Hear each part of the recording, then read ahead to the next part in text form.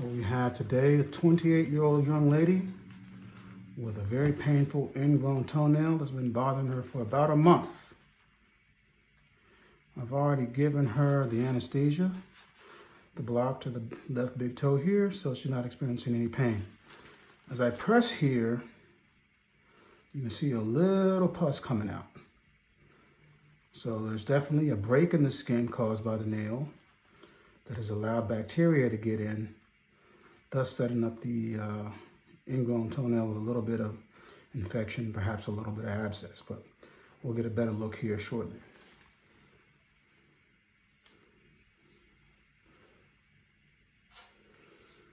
Okay, we take our forceps with teeth. These points are very sharp, just to make sure that she's nice and numb after the injection. You doing okay up there? Yeah. Good. Okay, she's not moving, she's not jerking, she's not having any pain anywhere where we'll be working. Okay. So today's plan is to remove the ingrown portion of nail from here to about here, about this width. See me drawing a line here in the nail. Then after that, we'll do a chemical matrixectomy with phenol and alcohol, what we call a PNA. And you'll see that after we remove this piece of nail there. So there's a tourniquet on the big toe. Might be able to see a little blue through here in the paper. So the first thing we're going to do is to loosen the nail from its skin attachments, just in the area where we will be working. So I take this spatula here and get underneath the nail fold just on the side where I'm working.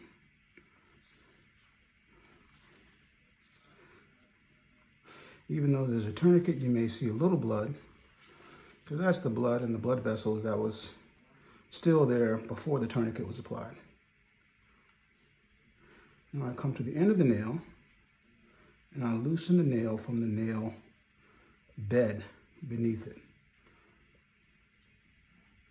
Come under here, and I come over here to this nail fold and loosen the attachments here. As we can see, the issue this young lady has, that the nail is very wide. See that? And you can see that point of nail right here that caused her entire problem. This here is the ingrown nail. This point of toenails here that over weeks, as the nail continued to grow out, it caused a break in the skin, bacteria get in and set up our little abscess. The reason this point occurs most of the time is because of incorrect cutting of the toenails by folks at home. What they try to do is, as they're cutting their nails, they try to come around the corner and try to nip some of that little bit in the corner with the regular toenail clippers, but they're unable to get or even realize that there's more nail underneath the skin here. So that gets left alone. Patient doesn't realize it's there. So you have this basically spike of nail that's sticking out, and as the nail grows out over the next few weeks, it causes a break in the skin. It can become very painful. Imagine like having this little spike of nail, having a little needle puncture your skin every time you walk. All right, so we got some good loosening here.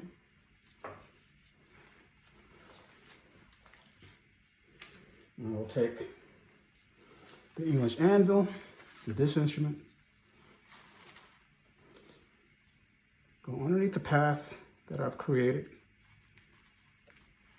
goes all the way in. You can still see the spike of nail.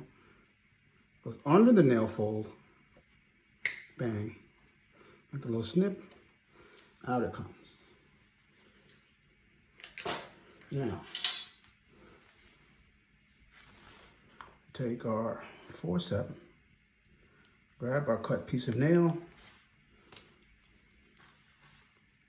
Again, grab our cut piece of nail and rotate it toward the midline, or what we in podiatry call the alligator roll. And out it comes. And here it is. You see the ingrown portion of the nail right here. Here's the spike she left when she was cutting the nails at home. That's growing into the skin, causing all the problems. There.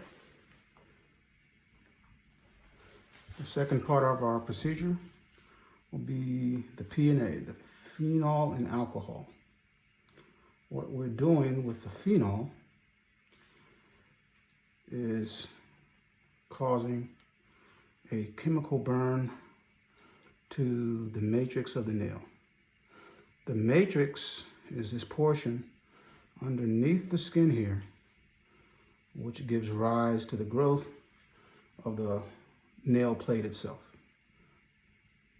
So what we're doing is using the phenol to stop the matrix from forming nail in this corner ever again, so she never has to have this problem again. What I'm putting on her toe right now is a paste called callus. And what it does, it prevents any runoff of phenol from getting onto the normal skin or the surrounding skin and possibly causing some irritation later. Folks use zinc oxide paste. Other doctors use like diaper rash or butt paste to keep the phenol from coming in contact with the surrounding skin.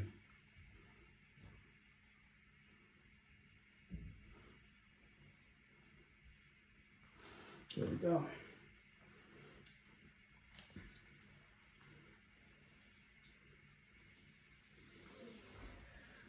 Now, we'll do 3 applications of the phenol. This is the phenol on a cotton tip applicator or a cotton swab. It's going to go underneath the nail fold here, and we're going to rotate it for 30 seconds. I have my timer over there. I get in, I'm underneath the skin fold, and I start. I look at the watch on the wall. Just keep rotating in here. And again, what this is doing is basically causing a chemical burn to the nail matrix. So you may wonder, well, are you causing injury to the nail bed? And we actually are not, because the skin of the nail bed is much tougher than the matrix, so it will not have a permanent injury. That's that first 30 seconds. We take alcohol to wash out the phenol.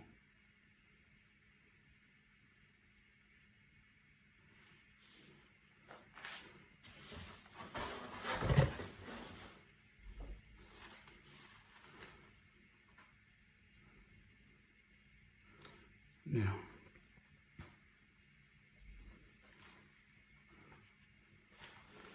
so you may ask, why alcohol instead of saline or water? That's because phenol is a base. It's basic in nature. So in order to clean out a base, you need a basic substance. Water is neutral, so it won't clean out the excess phenol as efficiently as another basic material will. So we're going to do our second application here. Let's get in there, get under the skin fold. Okay. There we go. And at the clock.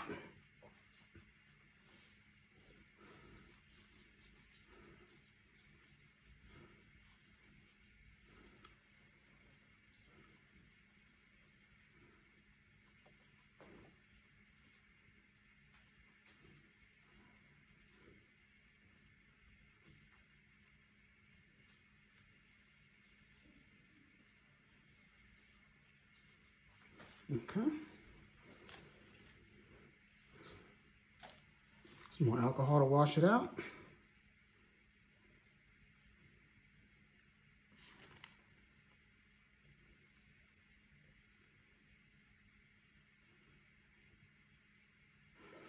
Being careful on irrigation with the alcohol so we don't spray it all over the place.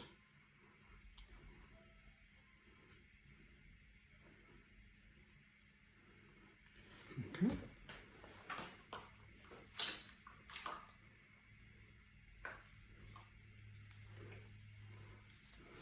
Take our sponge, remove the excess alcohol.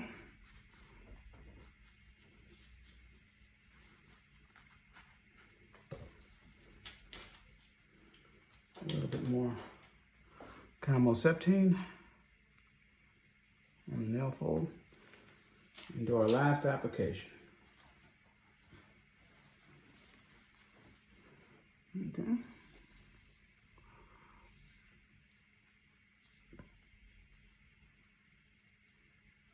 Okay, under the skin, and the cloth is gone.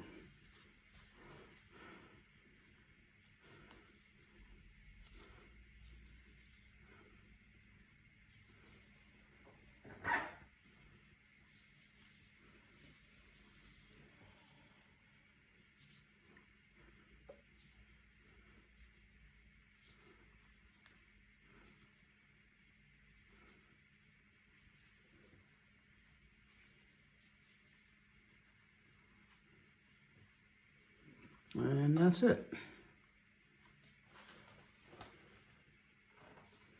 The end of our P&A procedure.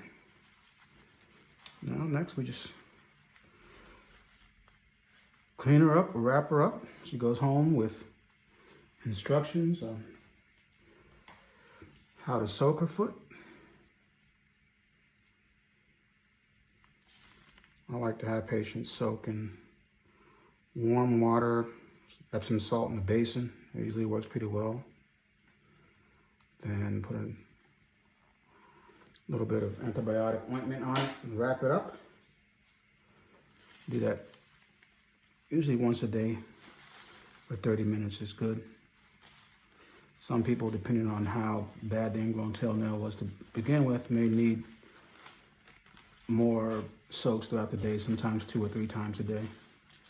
And the purpose of the Epsom salt is to dry this all out. Of course, the antibiotic is to help prevent infection. She'll have a full dressing on it today, but starting tomorrow, she'll be able to just use a regular Band-Aid. But there we have it in a nutshell, folks. Ingrown toenail removal and chemical matrixectomy.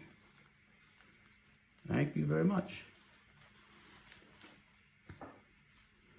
There we go. This is Kevin Jefferson, the DC Foot Doctor.